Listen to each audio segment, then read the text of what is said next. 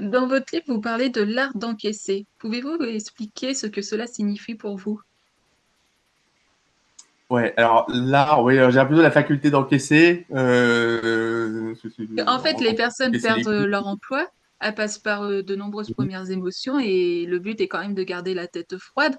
Et une fois l'encaissement effectué, là, on peut rebondir. Ouais, ok. Bah, c'est très simple. Prenez un exemple très tout simple. Par exemple, allez, on est au bord d'une piscine, par exemple, et puis hop, pousse dans l'eau. Celui qui sait pas nager, il va paniquer, il va se noyer. Ça va être Mm. voilà. Celui qui sait nager, bon, il va revenir, hop, il va sortir de l'eau, puis il va certainement me balancer à mon tour. Voilà. Quand vous avez quelqu'un qui fait, par exemple, un malaise autour de vous, etc.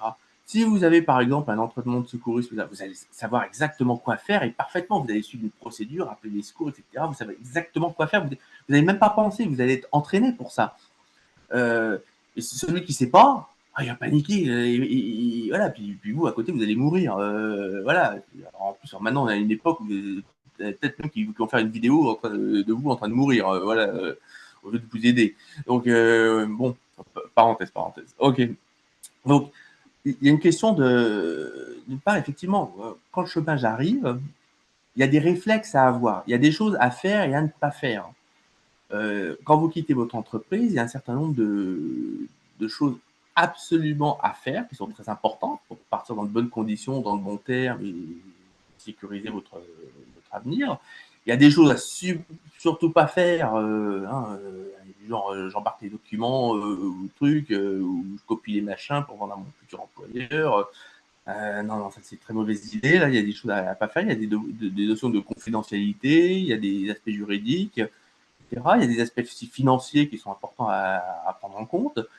Il y a des choses à faire immédiatement, comme par exemple déposer son dossier si on peut avoir une assurance chômage ou quelque chose comme ça. Enfin, il y a tout un tas de. Il y a une checklist à faire sans se poser de questions. Il faut juste le faire immédiatement. Ça, c'est la première chose. Ensuite, euh, une fois que vous avez fait ça, quand on est au chômage, il y a, il y a- il y a une sorte de processus qui se met en place. C'est-à-dire, bon, pour quitter l'entreprise, alors ça vous fait une sorte de couche, mais pas vraiment un gros choc. Ok, bon, ok, c'est fini, vous partez, machin. Et puis, vous allez vous retrouver chez vous. Mais bon, voilà, les premiers jours, ça va être un peu comme du déjà vu, ça va être un peu comme un week-end ou un petit congé ou quelque chose comme ça. Puis vous allez toucher votre dernier salaire à la fin du mois, avec peut-être une prime une indemnité de départ ou quelque chose comme ça. Donc, ça va ressembler un peu à du déjà vu. Puis bon, vous allez regarder les petites annonces, machin, tiens, là, je cherche un job, vous allez l'envoyer. Le temps va passer, puis vous allez recevoir des réponses, vous allez recevoir des noms. Alors, un premier, un deuxième. Ah, puis, alors, vous en avez, par exemple, vous dites, ah, vous envoyez des CV partout, là, etc. Bah, oui, alors là, si vous n'êtes pas préparé, que vous envoyez 100 CV, 100 candidatures et que vous prenez 100 refus dans la foulée, ah, mais alors là, vous allez être au tapis. Hein. Là, ça va être dévastateur. Là, vous allez finir alcoolique. C'est très, très, très mauvaise idée, ce genre de choses. Donc, il faut surtout pas se laisser entraîner dans cette spirale. Beaucoup l'ont connu, je suis passé personnellement, je sais ce que c'est. On peut peut-être avoir un petit excès de confiance là-dessus. Parce que quand on postule pour un poste, qu'on oublie, c'est qu'il y en a plein d'autres qui postulent. On n'est pas seul. Dans les grosses boîtes, des fois, c'est 500, 800, 1000, 2000 CV qui reçoivent pour un poste. Ah, alors dans le tas, c'est sûr qu'il y a plein de mauvais, hein, ça c'est clair. Mais si vous recevez 1000 CV et qu'il y a 5% qui sont bons, ah, ça fait quand même 50 candidats qui tiennent bien la route face à vous. Hein. Donc ça fait du monde. Donc là, c'est un peu dur. Donc en plus d'avoir ces réflexes que je disais au début, c'est-à-dire une petite checklist de choses à faire, à pas faire, et puis suivre ça sans se poser de questions et vraiment le faire bien, très important, c'est d'avoir très rapidement une stratégie et un plan d'action. Parce que ce que vous allez avoir, c'est que quand vous êtes au chômage, vous avez du temps. Et en plus, plus le temps avance, plus votre morale, plus vous avez peur, plus vous êtes dans l'anxiété, dans le stress, dans l'incertitude, et ça vous ronge. Le seul moyen, c'est d'être occupé. Quand vous êtes occupé, vous n'avez pas le temps de penser. Donc, le temps que vous avez, le temps libre que vous avez, etc., quand tout va bien, le temps libre que vous avez, c'est génial, c'est vous amuser, vous rêvez, quand vous êtes au chômage, vous broyez du noir. Et ça vous bouffe, ça. Il y a un moment où ça commence, c'est à l'intérieur du corps, il y a comme des hormones toxiques là, qui commencent à se générer, vous n'êtes pas bien, vous sentez comme de l'acide qui circule un petit peu dans vos veines, là, c'est destructeur, ça. La santé en prend même un coup à ce moment-là. Donc il faut s'être occupé. Si vous avez déjà le coût du chômage, ok, la checklist, point A, point 2, ok, je fais ça, le lendemain je fais ça, je fais ci, ça. Ok, déjà c'est un bon départ.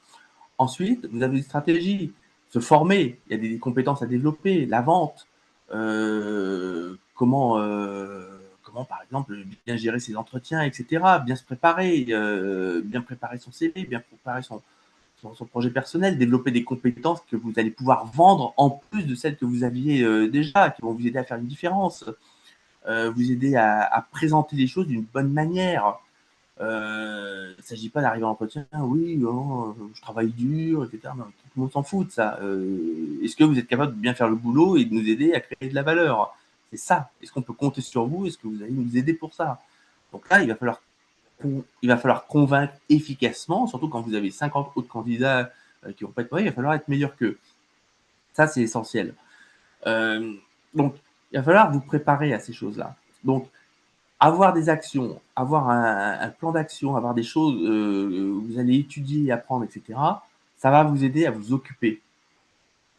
Donc, vous n'allez pas, comment dire, les émotions, vous allez finalement, et quand vous allez apprendre quelque chose de nouveau, quand on apprend quelque chose de nouveau, qu'on termine, par exemple, un livre, par exemple, je sais pas moi, sur la vente ou la comptabilité, oh, j'ai appris des nouvelles choses, etc. Il y a une sorte de sentiment positif. Ça génère un petit, comment ça s'appelle, c'est une petite victoire. Ça génère un petit flux d'hormones positives. Ça fait du bien au moment où votre corps est bourré d'hormones négatives. Donc, ce genre de choses, c'est vraiment important. Gérer les émotions, c'est tout simplement être dans l'action. Voilà. Et voilà, votre objectif, c'est de bien préparer vos compétences, avoir des compétences à vendre, convaincre efficacement un recruteur et décrocher un job meilleur que celui que vous avez perdu. Ça, c'est fondamental. Une fois que vous êtes dans ce processus-là, vous êtes dans l'action, etc., alors vous aurez toujours des moments un peu où vous allez broyer du noir, etc. Vous n'allez pas y échapper, hein, c'est clair. Mais il y en aura beaucoup moins. Et plus vous allez progresser, justement, plus vous allez agir, plus vous allez apprendre, plus vous allez comment dire, renforcer vos compétences, plus vous allez gagner confiance en vous et moins vous allez être rongé par l'angoisse. Voilà, l'action, ça va être vraiment votre antioxydant. Ça, c'est vraiment fondamental. Voilà, donc c'est vraiment la checklist au départ avec les bons réflexes. C'est d'ailleurs ce que je mentionne dans le livre. Et puis ensuite, comment faire une stratégie pour rebondir et un plan d'action, hein, des compétences jusqu'aux entretiens d'embauche. Ben, ça, c'est la deuxième partie. Et avec ça, normalement, vous gardez la tête. Alors, vous n'êtes pas complètement froide, mais on va dire, au lieu d'être brûlante, elle sera tiède. Voilà.